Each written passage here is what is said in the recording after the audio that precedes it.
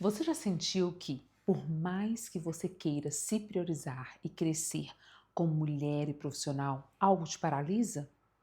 Você faz vários movimentos, coloca os objetivos no papel, traça planos, estabelece metas para se sentir realizada profissionalmente, para se cuidar, mas quando se dá conta, está no mesmo lugar, como se estivesse ali, amassando barro.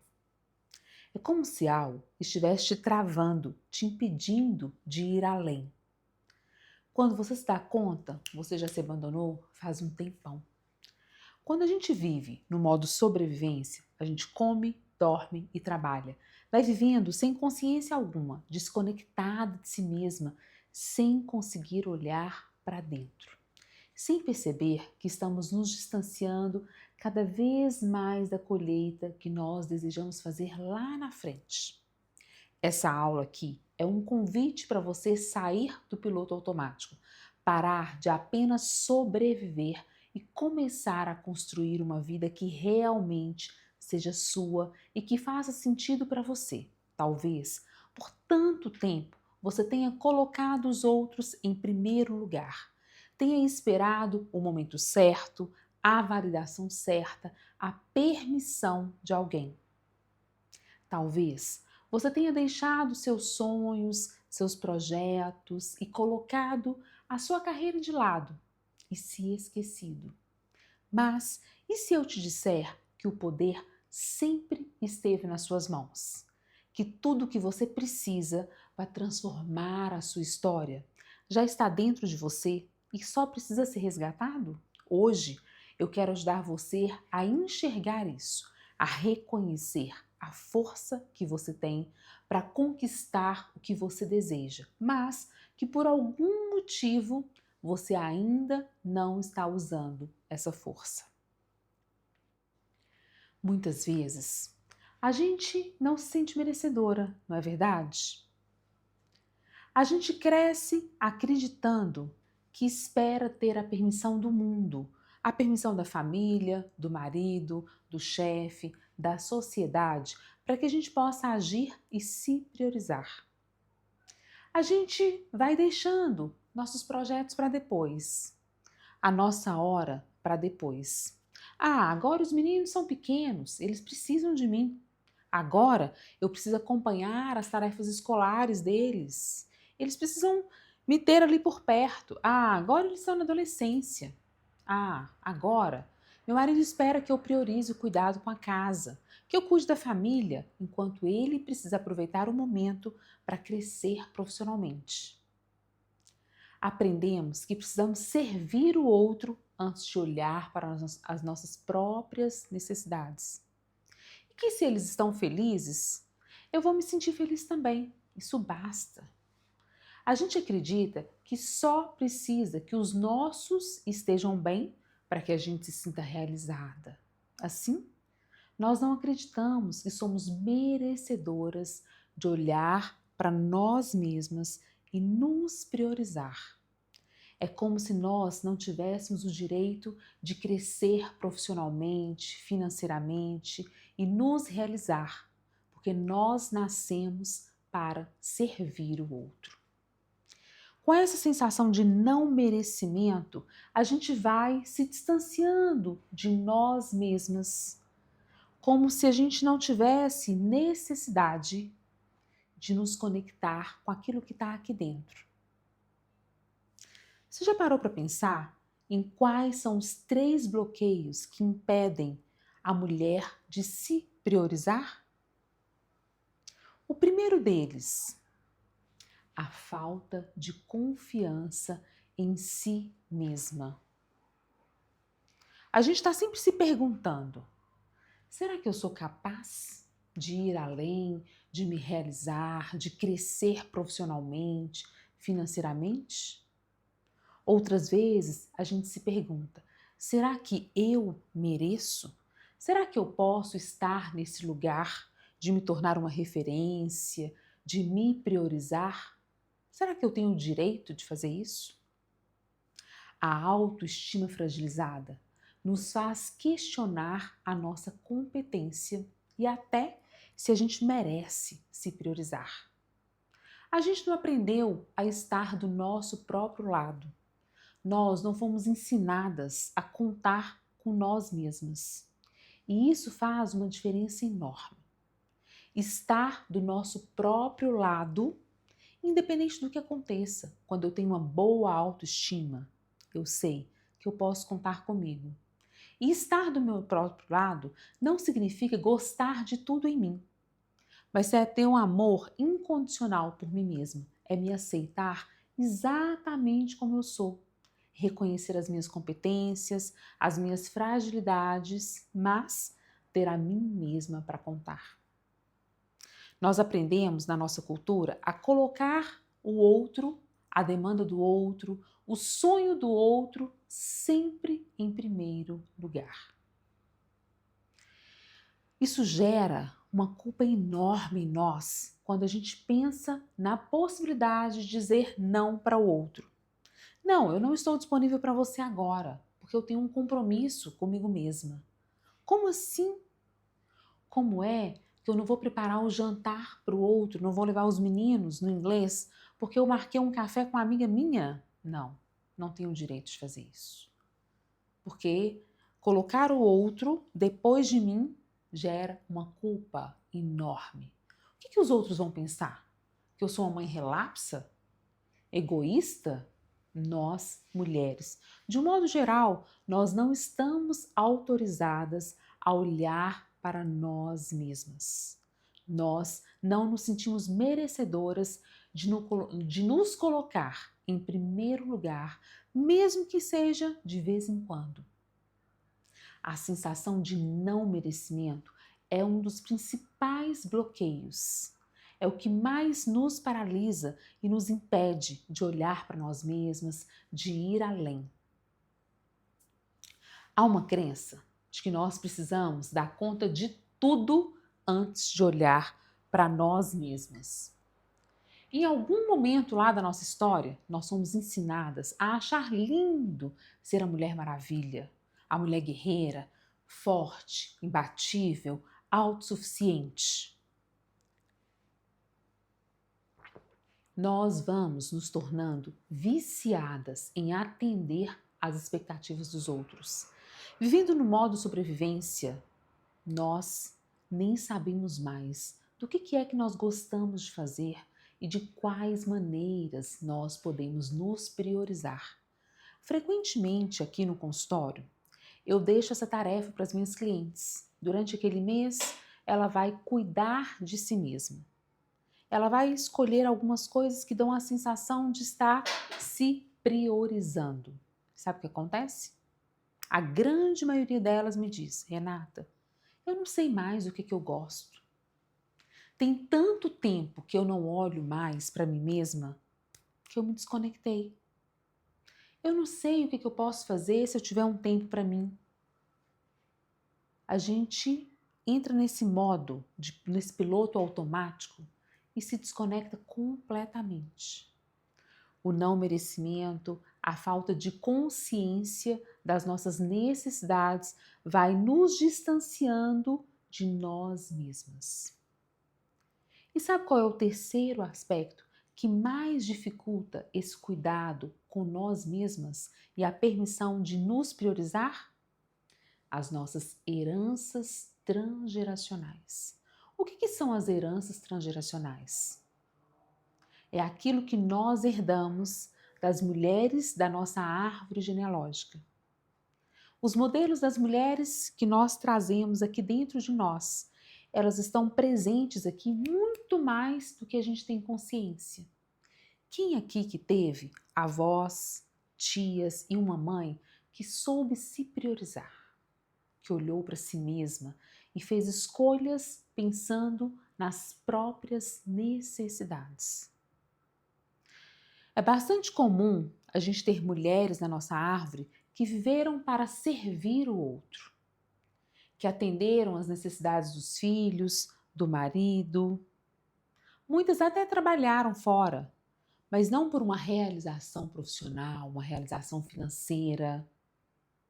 Elas viveram em função da necessidade do outro. E esses modelos, eles funcionam como uma escolinha. É a nossa primeira escola acerca do que é ser mulher.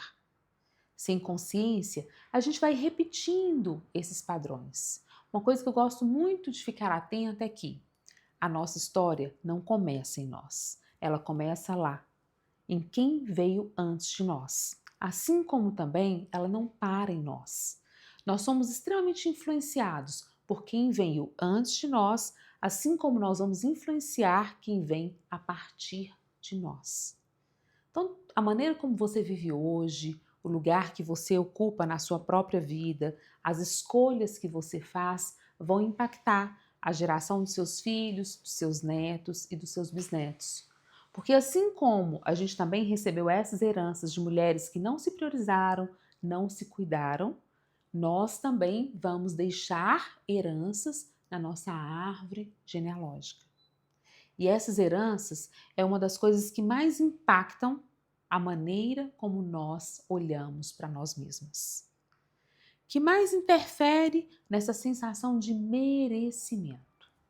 Mas a boa notícia é que há um poder aqui dentro de nós, que nós sempre tivemos, mas não conseguimos usar. Eu gosto de pensar que as mulheres, elas têm um poder enorme nas mãos delas, mas elas foram ensinadas a duvidar de si mesmas. Pense um pouquinho comigo. Quantas e quantas vezes a sua intuição te diz uma coisa, mas você ficou desconfiada e preferiu não seguir, não dar voz para a sua intuição. Nós, mulheres, a gente tem uma visão ampliada das coisas e, ao mesmo tempo, detalhista. É como se nada passasse despercebido aos nossos olhos. Nós somos capazes de perceber nos olhos dos nossos filhos o que está acontecendo. Quantas e quantas vezes a gente pergunta para o filho se está tudo bem, mas a gente olha nos olhinhos e percebe que não está bem, sem ninguém precisar dizer nada para a gente. Esse é o poder da mulher, do feminino, a intuição, uma percepção aguçada. Às vezes, a gente percebe na voz do outro que algo está errado. E mesmo tendo esse poder, nós não somos capazes de confiar em nós mesmas e usar esses poderes a nosso favor. Já pensou como é que seria se a gente desse mais voz para a nossa intuição? Se a gente confiasse mais no nosso olhar, na nossa percepção com nós mesmos, o quanto que nós seríamos mais capazes de nos respeitar, de ouvir a nossa própria voz. Como seria diferente, não é verdade? Nesses 27 anos, acompanhando as mulheres aqui no meu consultório, eu percebo que há dois tipos de mulheres. Há aquelas que constroem sua vida e há as que apenas reagem à vida. As que esperam a permissão dos outros, a validação dos outros. Pode ir, você vai dar conta. Tudo bem. Se você não ficar disponível para a gente se vira aqui sem você. Ela está sempre esperando o aval do outro. Como se fosse uma menina que precisa ser autorizada a olhar para si mesma. Essa mulher, ela carrega um saco de 500 quilos de culpa e de não merecimento. Já pensou?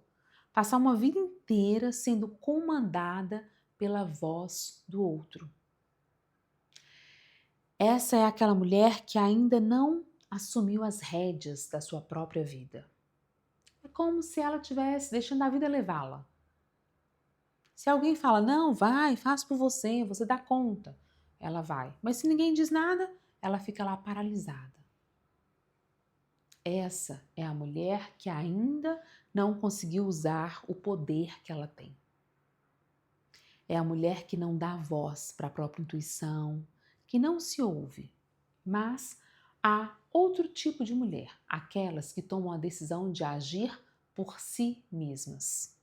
São as mulheres que conseguiram ir além das mulheres da sua árvore genealógica. São as mulheres que aprenderam que elas têm a si mesmas para contar.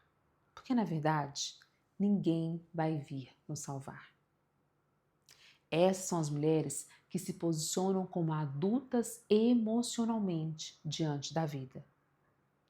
São as mulheres que aprenderam a exercer a autorresponsabilidade. O que quer dizer isso, Renata?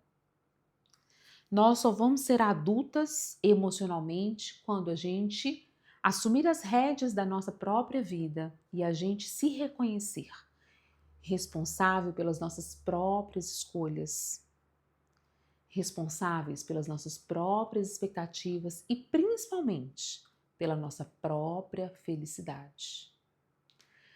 Por quê? A autorresponsabilidade me coloca nesse lugar de ser dona da minha própria história. Pare um pouquinho e pensem sobre vocês.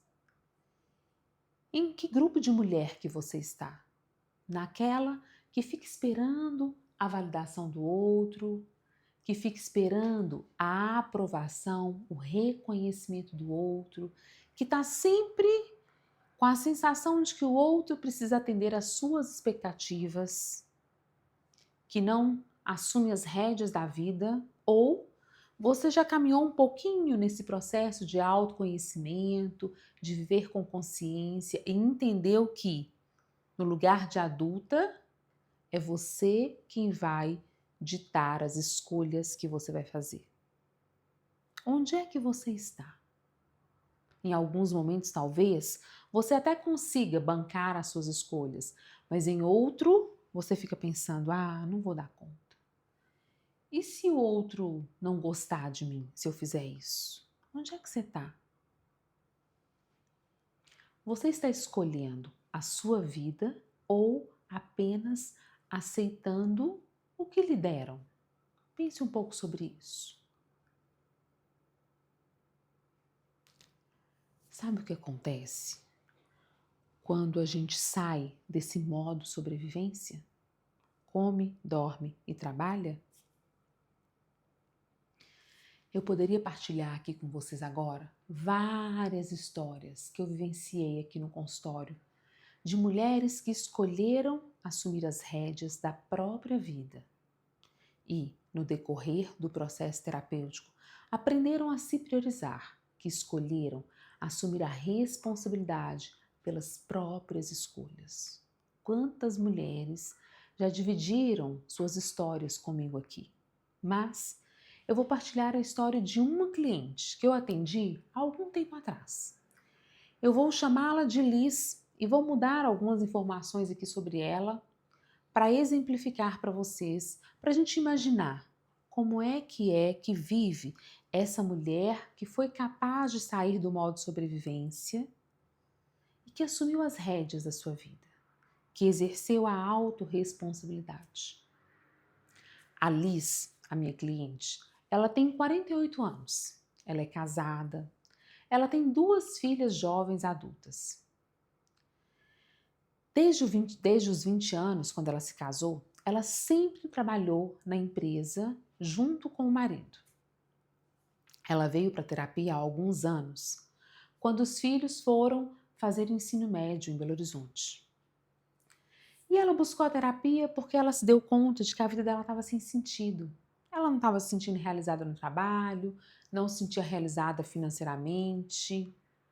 Ela não se lembrava de quando é que ela tinha feito algo que ela gostava muito. E ela veio para a terapia me questionando, será que eu estou num quadro depressivo? Será que isso é o climatério? O que será que aconteceu? E aí, olhando para ela, conhecendo a história, nós fomos percebendo que ela tinha se abandonado há muitos anos. Apesar de sempre fazer atividade física, de sempre trabalhar fora, de ter amigas, na verdade ela nunca tinha se priorizado de fato, porque ela tinha deixado de ouvir a própria voz há anos. Eu fui buscar a história dela, a relação com os pais na infância, as heranças emocionais. Logo nós percebemos que ela não tinha se sentido vista na infância. Não era sobre o que os pais fizeram, mas como ela recebeu o que os pais fizeram. Ela tinha uma sensação de ter sido abandonada, de não ter se sentido vista na infância. E ela estava fazendo a mesma coisa com ela. Ela também deixou de se ver, ela também se abandonou. Porque ela passou esses anos todos em função das necessidades da família, priorizando os filhos, priorizando o marido, se mantendo num trabalho que não fazia muito sentido para ela. Envolvida com aquelas demandas, ela entrou no piloto automático. Quando os filhos saíram de casa, as demandas diminuíram, o climatério veio e ela começou a perceber que tinha um vazio, uma falta de sentido de vida. E ela não conseguia mais identificar o que fazia os olhos dela brilharem. Nós começamos devagarzinho, para que ela fosse aos poucos se reconectando com ela, experimentando o que poderia fazê-la bem. Porque às vezes faz tanto tempo que a gente não olha para nós mesmos que a gente não sabe mais o que a gente gosta. Eu sugeri a ela que ela fosse experimentando. Talvez ir à igreja pudesse trazer uma paz para ela, caminhar no parque, encontrar com uma amiga. Ela começou a correr, descobriu que isso fazia um bem enorme. Investiu na espiritualidade, se sentiu mais abastecida e foi resgatando sonhos. Iniciou um trabalho novo, um novo empreendimento, continuou dando suporte para o marido na empresa, eles trabalhavam juntos, mas ela passou a fazer algo que a realizava, que a deixava feliz. E eu me lembro que numa das últimas sessões ela chegou e falou: Renata, nada ao meu entorno mudou. O meu marido continua do mesmo jeito, os meus pais da mesma maneira, os meus filhos estão seguindo a vida deles, mas a maneira como eu olho para tudo é completamente diferente, porque aqui dentro está diferente. Pela primeira vez eu comecei a me perceber, a reconhecer as minhas necessidades. Tá tudo diferente. As pessoas ao meu entorno estão percebendo que eu estou diferente. Sabe por quê? Ela resolveu assumir as rédeas da vida dela. Ela começou a ter clareza de quem ela queria ser nas diferentes áreas da vida dela. Ela se comprometeu com o próprio processo. Fez as pazes com as feridas da infância, deixou de se abandonar. Exerceu a autorresponsabilidade. Ela entendeu que essa sensação de realização, de conquista, só ela pode se dar. E quando eu sou adulto, emocionalmente, eu sei que tem um vazio aqui que ninguém será capaz de preencher. Então, quando eu consigo sair do piloto automático, desse modo sobrevivência, e olhar para mim mesma, o rumo da minha vida fica completamente diferente. E é fácil fazer isso, gente? De jeito nenhum. Olhar para nós mesmas exige muita coragem. Em alguns momentos vai doer, porque crescer dói. Mas nos conhecer, olhar para nós mesmos, nos respeitar é libertador. Quantas e quantas vezes eu me emociono aqui com as histórias das minhas clientes que mudaram a si mesmas. A maneira de ver o casamento fica diferente, o lugar que ela se coloca nas relações fica diferente, porque elas resolveram assumir a própria história e serem donas da sua história. Viver no modo sobrevivência é muito mais fácil. A gente não precisa lidar com dor, não precisa lidar com uma sensação de estar nos devendo, né? Com aquela lista de débitos que a gente vai acumulando, mas o modo sobrevivência impacta diretamente a nossa vida pessoal, a nossa vida profissional, relacional e financeira. No modo sobrevivência, é como se a gente deixasse a vida nos levar, sem saber para onde é que a gente está indo. É como aquele barquinho lá no oceano. Qualquer lugar serve. Qual é a colheita que eu quero fazer? Não sei. E a gente vai sendo levado. Quando nós tomamos consciência da nossa própria história, das nossas necessidades, de quem nós queremos nos tornar nas diferentes áreas da nossa vida, somos nós quem escolhemos para onde nós estamos indo e em qual ritmo nós iremos. Somos nós quem iremos eleger as nossas prioridades. Quando a gente vive com consciência, a gente aprende a olhar para cada uma dessas áreas. A gente é capaz de reconhecer o que nós desejamos. Quais são os nossos objetivos profissionais? A gente aprende a traçar metas.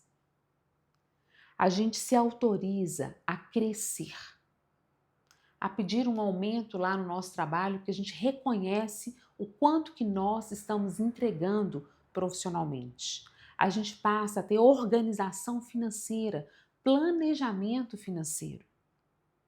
A gente passa a não depender mais do outro e a tomar decisões estratégicas. Porque eu sou capaz de me sentir merecedora. Quando eu saio do modo de sobrevivência na vida pessoal, eu passo a construir relações mais equilibradas, relações onde há um dar e um receber, onde eu vejo o outro, mas eu também me sinto vista pelo outro. Eu escolho estar nas relações em que há troca, em que eu sou amada até quando eu sou inútil. Eu fico mais seletiva com as minhas relações. Eu fico mais seletiva na maneira como eu vou usar o meu tempo. Talvez agora vocês podem estar se perguntando, Renata, e qual que é o primeiro passo para eu sair do modo de sobrevivência? Porque ouvindo você falar aqui, eu pude perceber que eu estou no modo de sobrevivência, que eu estou no piloto automático. E nesses últimos anos, eu estou vivendo assim, né? Eu como, durmo, trabalho. Mas eu não estou olhando para mim, eu não estou ouvindo a minha voz. Como é que eu faço para sair disso? Me conta uma coisa. O que você faria hoje se você tivesse 100% de certeza que você é merecedora? O que você faria se você não estivesse sempre buscando a validação externa ou com medo de ser julgada pelo outro? O que seria diferente na sua vida?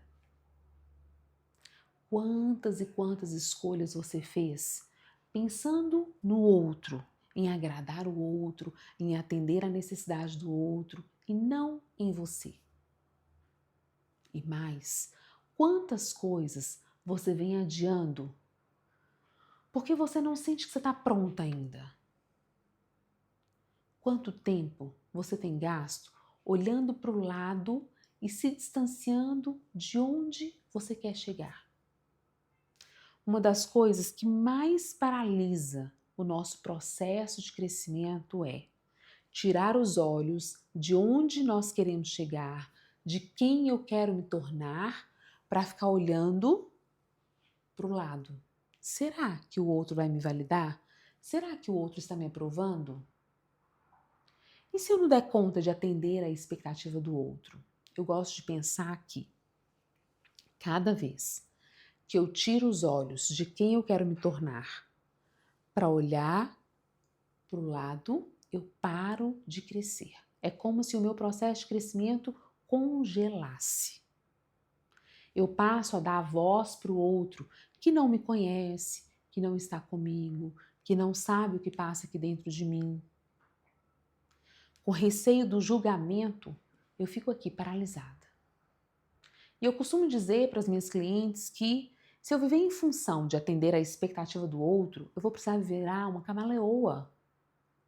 Porque se eu paro, Se eu deixo de trabalhar, por exemplo, para me dedicar aos filhos, alguém vai me julgar, alguém vai achar muito legal. Mas se eu passo a me priorizar, alguém vai reconhecer aquilo como uma coisa boa, a outra pessoa vai achar que aquilo é inadequado. Olha que loucura! Se nem Jesus Cristo agradou todo mundo, quem sou eu para querer fazer isso? Então passe a observar. As suas escolhas, elas têm sido pautadas em quem você quer se tornar, onde você deseja chegar em cada uma das áreas, ou você está olhando para a validação do outro, para a aprovação do outro. Hoje, eu quero que você tome uma decisão que mude seu rumo, por menor que seja. Eu vou deixar aqui para você um exercício que eu uso com quase todos os meus clientes aqui no consultório, que chama quadro de intenções. Eu vou te explicar como é que você vai construir o seu quadro de intenções para que ele seja como se fosse uma bússola no seu processo de tomada de consciência, de merecimento. Porque ter mais clareza de onde nós queremos chegar é o primeiro passo para sair do modo sobrevivência. Como é que a gente vai construir o quadro de intenções?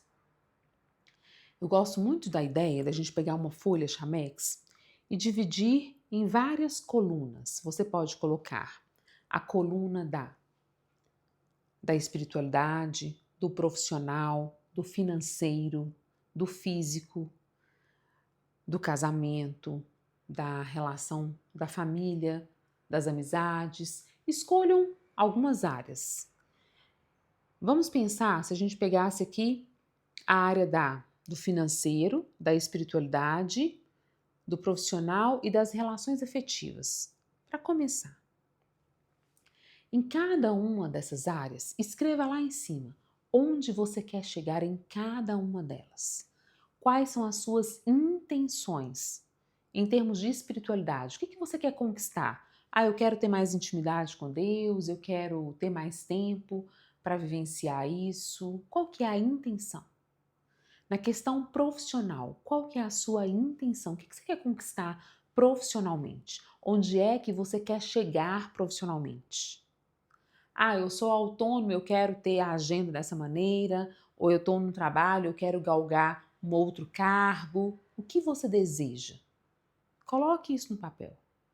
E financeiramente, qual é a sua intenção? Quanto que você quer ter de reserva de emergência? Como é que você quer se aposentar? Quando você não conseguir produzir o tanto que você produz hoje, quanto que você precisa ter lá investido em ações? Fisicamente, como é que você quer envelhecer? Nas relações afetivas, como é que você quer estar em cada uma dessas relações? Intelectualmente, né? Você quer ler quantos livros? Você quer fazer quais cursos, quais pós-graduações? O que você quer em cada uma dessas áreas? Depois, você vai escrever as ações necessárias para que você alcance cada uma dessas intenções. Para cada intenção, coloque pelo menos 3 ações. Porque se você sabe exatamente para onde você está indo, você tem um objetivo claro. A possibilidade de você sair do piloto automático, do modo de sobrevivência e ter ações que te aproximam das suas intenções vão ser muito maiores. Mas para isso, você precisa se sentir merecedora. Você precisa se sentir capaz de conquistar o que você deseja. Mas não espere se sentir preparada para agir e mudar. Sabe por quê? Na grande maioria das coisas, a gente só fica boa fazendo. A gente só fica boa naquilo que a gente tem volume. Quanto mais eu faço, melhor eu fico. Quantas e quantas coisas você deixou de fazer porque não se sentia pronta? Gente, se eu fosse esperar me sentir pronta para estar aqui dando aula para vocês, eu nunca tinha começado. Ainda tem muita coisa para melhorar aqui nesse processo de falar com vocês. Mas eu só vou aprender fazendo. Comece. mesmo sem se sentir pronta. Use o seu quadro de intenções como uma bússola.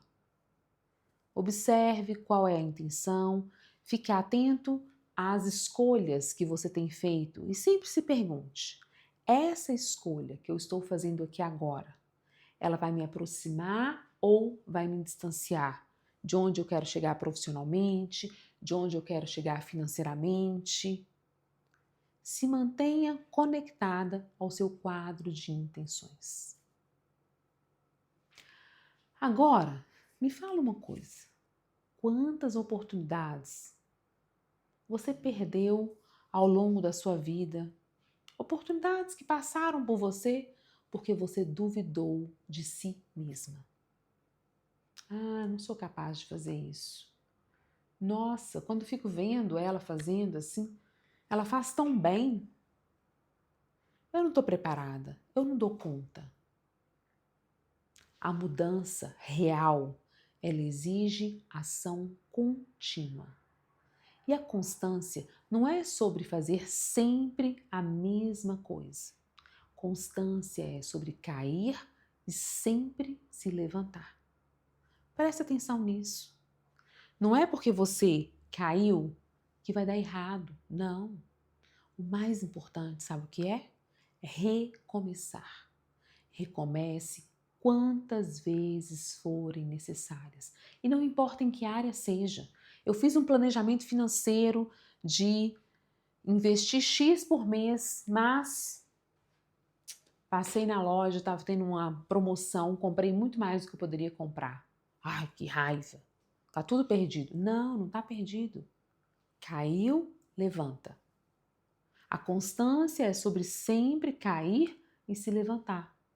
Recomece quantas vezes forem necessárias, não importa em que área seja. Desde que você esteja conectada com o seu propósito, com os seus objetivos, você vai conseguir chegar lá. Agora lembre-se, toda mudança que é consistente, aquela mudança que de fato se sustenta, ela acontece de maneira processual. Ninguém aqui é um programa de computador que a gente virou a chave, pronto, agora eu faço tudo diferente. Ah, eu já entendi, Renata, que a minha dificuldade vem lá das minhas heranças transgeracionais, que eu preciso fazer diferente dessas mulheres, que eu preciso estar do meu próprio lado, que eu preciso me priorizar, ouvir a minha voz. Agora vai. Não, não é tão simples assim. Primeiro, a gente muda aqui. A gente amplia a consciência. A coisa começa a fazer sentido no racional, mas para chegar aqui vai levar um tempo. Há uma distância enorme entre a razão e o sentir. E essa mudança que fica, ela acontece devagarzinho, um passo após o outro. Quantas vezes as clientes chegam aqui com raiva delas? Renata, mas eu já sei de tudo, tornei fazer aquilo que eu estava fazendo antes. Calma, seja amorosa com você. Eu também já fiquei brava comigo. Quantas vezes eu chego na terapia e falo com o meu terapeuta, não é possível. Até hoje eu estou passando a perna em mim. Eu me comprometi que eu ia ter um ritmo de trabalho respeitoso comigo e estou aqui de novo sobrecarregada. Devagar. Cair, levanta, recomeça. Um passo após o outro. Não é por acaso que eu fiz uma tatuagem aqui para eu me lembrar todos os dias que entre a raiz e a flor há o tempo. O nosso processo de crescimento, ele vai acontecer devagar. Precisa de tempo. Desde que a gente escolha estar do nosso próprio lado, que a gente se sinta merecedora de construir uma outra história, as coisas vão acontecer. Acredite. Não pare. Acredite em você, no poder que você tem. E não tire os olhos de onde você quer chegar. Porque cada vez que você olha para o lado, para avaliar se você está agradando o outro, se você está atendendo à expectativa do outro, o seu processo de crescimento irá paralisar. Me mandem no direct em que área da vida tem sido mais difícil para você assumir o controle. Eu vou adorar saber de você. Partilhem comigo o que fez sentido aqui nessa aula, quais áreas você tem mais dificuldade, quais que você queria assumir o controle, mas volta e meia você passa a perna em si mesma. Esteja atenta para que você não se abandone, porque lá na frente nós vamos colher as nossas próprias escolhas.